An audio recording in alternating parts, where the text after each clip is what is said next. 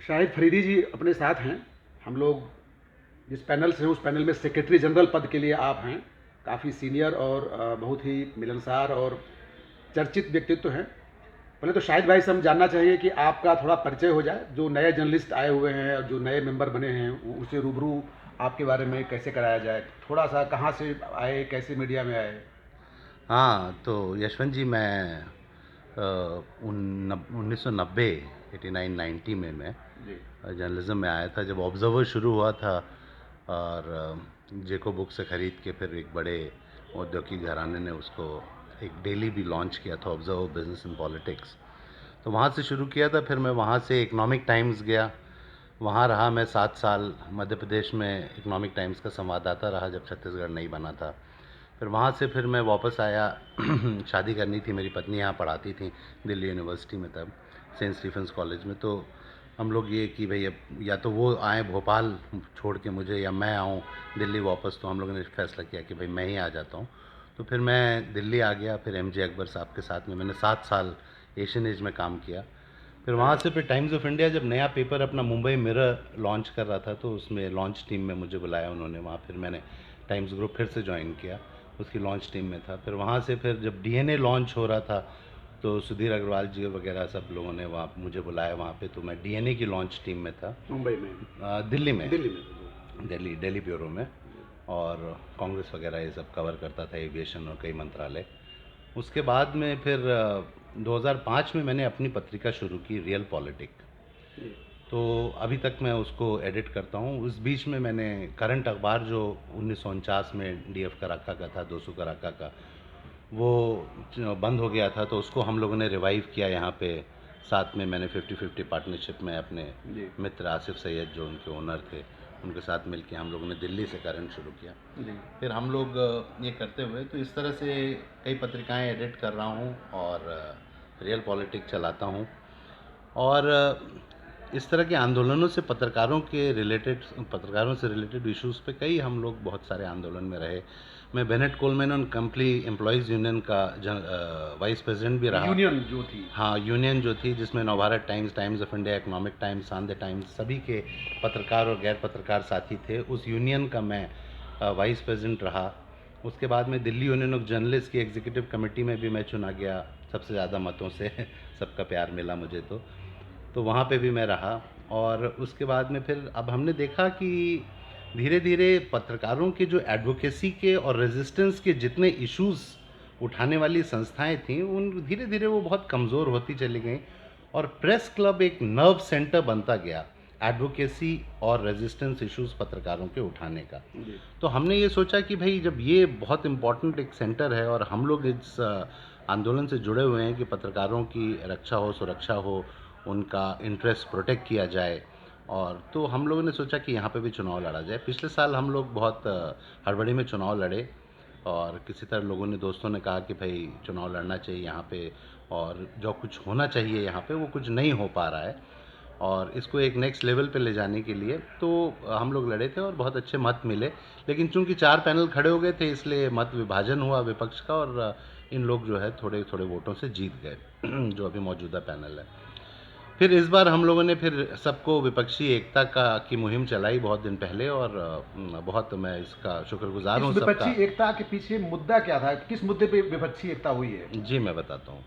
क्या है कि यहाँ पे अगर याद हो तो 90 के दशक में जी। एक बहुत बड़ा ग्रुप बनाया था प्रेस क्लब में कुछ हमारे पत्रकार मित्रों ने। और वो ग्रुप इतना मजबूत था कि वो इन लोग जिसको भी चाहते थे, वो ग्रुप जिसको खड़ा करता था पैनल को, जीत वही जाता था। पैनल जीतता था। जी। तो पीछे जो कठपुतलियों की डोर जो थी वो कुछ ही लोगों के हाथ में थी। जी। चेहरे वही थे, मुखौटे बदलते जाते थे हर साल। जी। उसके खिलाफ हम लोगों ने एक मुहिम चलाई, और हम लोगों ने तब 90 के दशक में एक पैनल खड़ा किया था, जिसमें राहुल जलाली हमारे महासचिव या अध्यक्ष पद के उम्मीदवार थे, जो मेन पर्सन थे।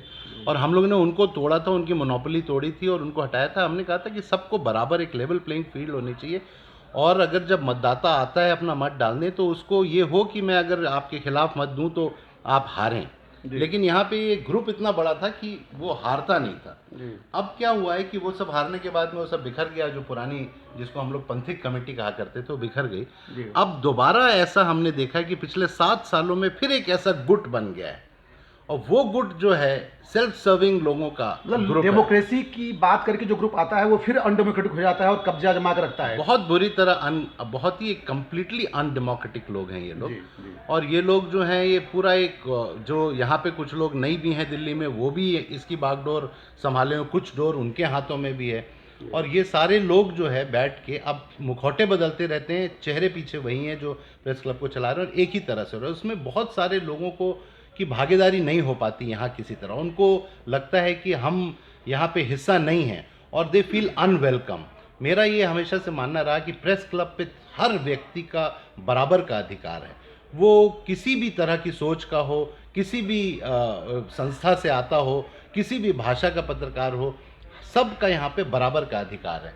अनफॉर्चुनेटली वो बराबर का अधिकार यहाँ पे देने से वंचित किया गया इन लोगों को। बीते दिनों 2 घटनाएं हुई, जैसे एक मेंबर को बिना वजह निकाल दिया गया। अब ये है कि अब क्या होता है कि कुछ लोग, यशवंत जी, अपने आप को राष्ट्र समझते हैं, और आप उनके खिलाफ कुछ बोलें तो आप राष्ट्रद्रोही, राष्ट्र विरोधी हो जाते हैं। उसी तरह अनफॉर्चुनेटली यहाँ प्रेस क्लब का जो गुट है मौजूदा, जो रूलिंग ग्रुप है, वो अपने आप को प्रेस क्लब का पर्याय बना लिया उन्होंने। अगर आप किसी भी चीज़ से अगर असंतुष्ट हैं, कोई भी आपने अगर इसमें कोई भी क्रिटिसिज्म किया, तो प्रेस विरोधी, प्रेस क्लब विरोधी तत्व आपको बना के आपको बाहर कर दिया था। पिछले दिनों इन्होंने बहुत कुछ यहाँ रंगाई पुताई मरम्मत की है कुछ 2-4 कमरों में, तो उसमें उस मैनेजिंग कमेटी में नहीं आया। पहले तो 2 चुने हुए नुमाइंदों ने वहाँ पे लिखा, 2 चुने हुए प्रतिनिधियों ने ये उन पे ऑब्जेक्शन किया कि आप जो हैं, हम मैनेजिंग कमेटी के मेंबर हैं, मैनेजिंग कमेटी में कोई चर्चा नहीं हुई कि ये किससे करवाएंगे, कितने में करवाएंगे और क्या क्या करवाएंगे, कौन कौन लोगों ने यहाँ पे अपने इंटरेस्ट भेजा है, बिड भेजी है कि भाई हम ये काम करना चाहते हैं और इतने में करना चाहते हैं। कोई चर्चा किए बिना, ट्रांसपेरेंट सिस्टम, कोई ट्रांसपेरेंसी नहीं। तो इन्होंने कुछ लोगों को बुला के यहाँ काम करा दिया। काम करवाने के बाद उन नए कमरों में दरारें पड़ गई, दीवार में पपड़ियाँ झड़ने लगी और भारी सीलन आई। तो एक हमारे साथी जो कि बहुत वरिष्ठ पत्रकार हैं, उन्होंने उसकी फ़ोटो खींच के उसको फेसबुक पे डाला कि भाई देखिए, इन लोगों ने बिना ट्रांसपेरेंसी के पता नहीं जाने किससे ये बुला के कंस्ट्रक्शन करवाया, रेनोवेशन कराया, रिफर्बिशमेंट करवाया, और उसका ये हाल है कि हफ्ते 2 हफ्ते के बाद ये हाल हो गया।